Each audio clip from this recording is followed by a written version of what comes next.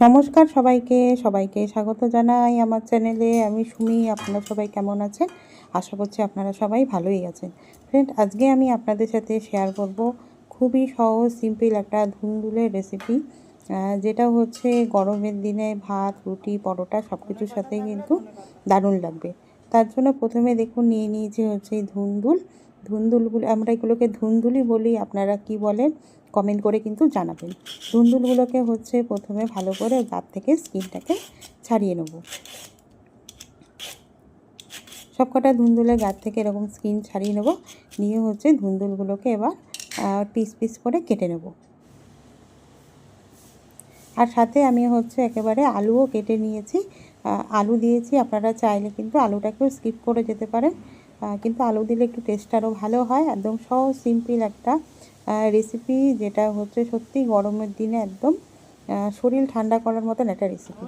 এবার কড়াইতে আমি দিয়ে দেবো হচ্ছে সরষের তেল। রান্নাটা সরষের তেলেই করছি, আপনারাও সরষের তেলে করার চেষ্টা করবেন। সরষের তেল যদি কেউ পছন্দ না করেন সেক্ষেত্রে সাদা তেলও ইউজ করতে পারেন। এবার তেলটাকে ভালো করে গরম হতে দেবো। তেলটা যখন ভালো করে গরম হয়ে যাবে তখন এর মধ্যে দিয়ে দেবো হচ্ছে কালো জিরে আর হচ্ছে মেথি, আর তার সাথে দিয়ে দিচ্ছি হচ্ছে কাঁচা লঙ্কা কুচি, আর তার সাথে হচ্ছে একটু শুকনো লঙ্কাও দিয়ে দেবেন ফোড়নে, তাহলে হচ্ছে স্মেলটা আরও ভালো আসবে। এবার ডুমো ডুমো করে কেটে রাখা আলুগুলোকে দিয়ে এটাকে হচ্ছে ভালো করে ভাজা ভাজা করে নেব। আলুটাকে আগে একটু ভালো করে লাল লাল করে আলুটাকে ভেজে নেব।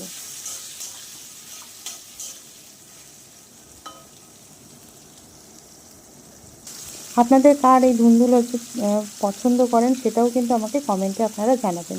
আলুটাকে একটু লাল করে ভেজে নিচ্ছি, সাথে দিয়ে দিলাম হচ্ছে পরিমাণ মতন হলুদ। আলুটা দেখুন আমার ভালো করে ভাজা হয়ে গেছে। এবার আমি এর মধ্যে অ্যাড করে দেবো হচ্ছে গোল গোল করে কেটে রাখা হচ্ছে ধুন্দুলগুলো।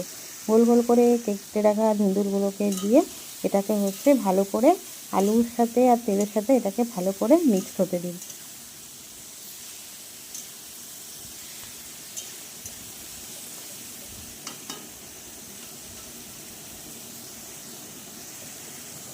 দিয়ে হচ্ছে এবার এর মধ্যে এটাকে ঢাকা দিয়ে রেখে দেবো কিছুক্ষণ। এই রান্নাটাতে হচ্ছে আমি কোনো জল ইউজ করব না। এটাকে ঢাকা দিয়ে রাখলেই হচ্ছে ধুন্দুলের থেকে হচ্ছে অনেকটা জল বেরায়, সেই জলেই কিন্তু পুরো সবজিটা রান্না হয়ে যাবে।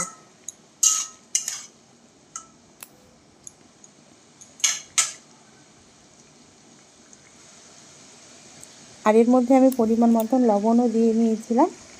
লবণের ভিডিওটা কোনোভাবে আমার স্কিপ হয়ে গেছে, তো এর মধ্যে দিয়ে দিয়েছিলাম হচ্ছে লবণ দিয়ে এটাকে ভালো করে মিক্স করতে দেবো।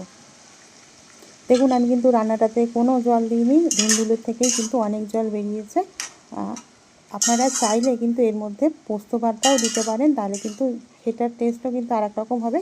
কিন্তু সহজ সিম্পল গরমকালে বেশি কিছু অনেক সময় রান্না করতে ভাল লাগে না, তার জন্য হচ্ছে এরকম আমি সাদামাটাভাবেই এরকম ধুন্দুলের রেসিপিটাকে করে আপনাদের সাথে শেয়ার করলাম। আমরাও হচ্ছে এইভাবে খাই। এবার নামানোর আগে এর মধ্যে দিয়ে দিচ্ছি হচ্ছে, যেহেতু নিরামিষ তরকারি, এর মধ্যে দিয়ে দিলাম হচ্ছে ছোটো 1 চামচ পরিমাণ মতন চিনিটাকে দিয়ে এটাকে হচ্ছে ভালো করে মিনিট 2 মতন ভালো করে মিক্স করে নেব। মিক্স করে নিলেই রেডি হয়ে যাবে আমাদের সহজ সিম্পল ধুন্দুলের রেসিপি। আর ফ্রেন্ড, আপনাদের বলবো আমার রেসিপিটা যদি আপনাদের ভালো লেগে থাকে, আমার চ্যানেলটাকে যদি কেউ প্রথম ভিজিট করে থাকেন, চ্যানেলটাকে ফেসবুক থেকে যারা দেখছেন ফলো করে দেবেন, ইউটিউব থেকে যারা দেখছেন সাবস্ক্রাইব করে দেবেন, আর পাশে থাকা বেল আইকনটাকে প্রেস করে রাখবেন, যাতে হচ্ছে আমি কোনো ভিডিও বা কোনো কিছু ছাড়লে আপনাদের কাছে চট করে যাতে নোটিফিকেশান পৌঁছে যায়। থ্যাংক ইউ সবাইকে সাথে থাকার জন্য। ভালো থাকবেন, সুস্থ থাকবেন।